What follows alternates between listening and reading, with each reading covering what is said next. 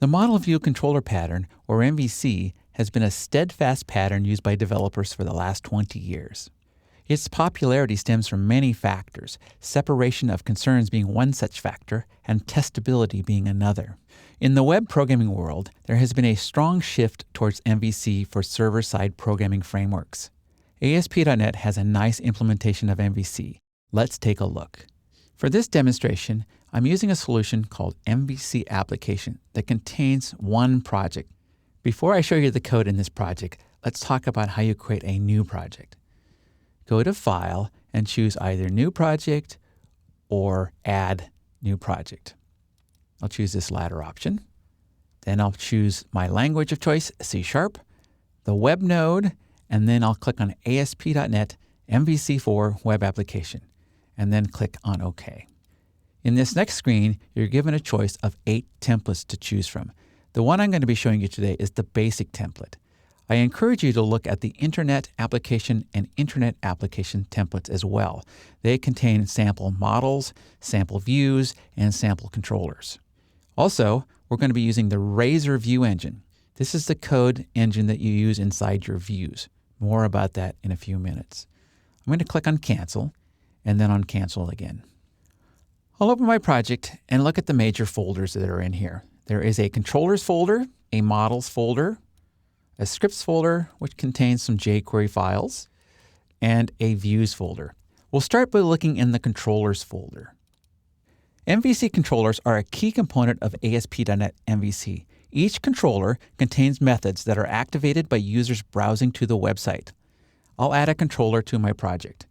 Right-click on the Controllers folder and choose Add Controller. In this dialog, I give my controller a name. I also choose what scaffolding options to use. This means what pre-built templates to use inside your controller. I'm going to choose the empty MVC controller, but as you can see, there are many other options. I'll click on Add. Visual Studio stubs in some boilerplate code. Let me unpin my toolbox so we can see more of this. It starts with a home controller that derives from the controller class, and we have one method, index. Action methods serve two purposes in the controller. First, they can get information from the inbound request. For example, form data or query string data. This is done through a technique called model binding. And then you can use this data in your method. Second, they can return something to the browser. This is done through the return value of the method. I'm going to return a simple string. So I'm going to say return content and then the name of my controller and the name of my action method. Now I'm going to run the application by pressing F5. The user navigates to the controller by typing in something on the URL, home, and then they navigate to the method by typing in another value here, index.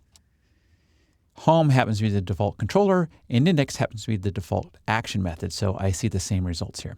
Let's go modify our controllers. I'll close down the browser, return to Visual Studio, and open up the second controller, Live Demo Controller. What can you return from an action method? You can return content like I just did, XML, JSON packages, HTTP status codes, redirect requests to other pages, and of course, views. Let's show you what I'm doing down here. Remember I said that you can gather up information from the inbound request? I'm doing that here in this method called readValue. I'm reading an integer value from the query string, and then I'm checking to see if the value is null. If it is, then I return a status code, a 404 error. If I get a valid number, I check the number. If it's 1, then I return a redirect request. And if it's any other number, then I return some raw content. Let's try this. I'll press F5 to run the application. Type in the name of my controller, live demo, / the name of my action method, and then my query string value. I'll start with a value of 2. That is returning my content result. If I pass in the query string value of 1, that makes the redirect request. And if I pass in no value, which will result in a null, that sends the 404 error request. My point of this demonstration is that you can return a lot of different information to the browser through the action method. The most common thing you're going to want to return from the action method is HTML. And the best way to do that in MVC is by using a view. Let's look at the Show Views controller. Here I have three action methods: simple view, nice form, and a data-driven view. We'll start with the simple view. I'm going to create my own view by right-clicking on this method and choosing Add View. Now before I do that, let me show you this folder down here. There is this folder called Views that has a Shows View subfolder. There are two CS.html files in this folder. Keep that in mind. I'll right-click here, choose Add View, name my view, pick the code engine that I want to use within that view, and then set some other values. Currently, I'm going to leave those all at the default, and then I'll click on Add. Do you see what showed up over here? simpleview.cshtml. And now I can write any HTML that I want here.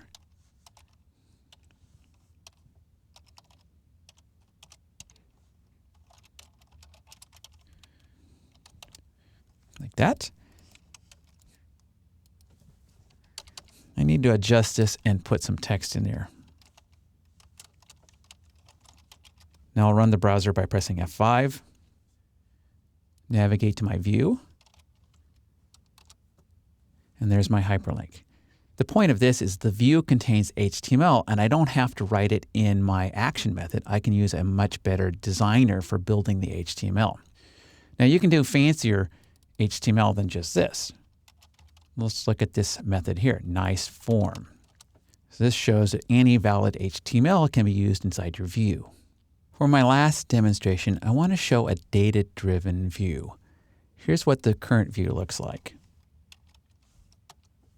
It says data-driven view at the top, and it contains some pictures of our tours, but I forgot to include the tour name above each one of these pictures. Let's see how to fix that. I'll close the browser and return back to Visual Studio. Then I'll open up this Show Views controller. This is the controller action method I'm calling. On line 28, I'm getting an instance of a view model class, which I will use to pass the data into my view. You'll see down here on line 32, I'm passing VM into my view. That's going to pass the information over to my view, and I can use code then to read this information. To get the data, I'm using the tours data source get tours method. I'll press F12 so you can see this code. What this code does is return a list of tours. And it has things like tour name, senior discount available, and so on, and some pictures. This is where I'm getting the picture URL that I show on the page. Now I'll return over to Show Views controller, and then I want to take a look at the view. Right-click, choose Go to View. At the top of the view, I'm telling the Razor view engine that I'm using this class, the Tours View Model. So I can reference that by using the word model in my code. So on line 8, I'm turning on code with the @ symbol. I'm writing a for each statement. I'm getting each individual tour.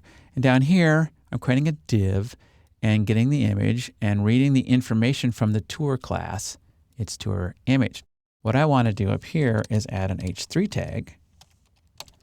And then inside that h3 tag, I want to retrieve some information from the tour class.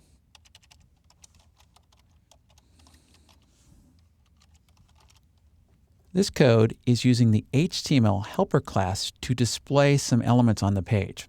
I tell it the name of the property inside the model, and it will display the items automatically.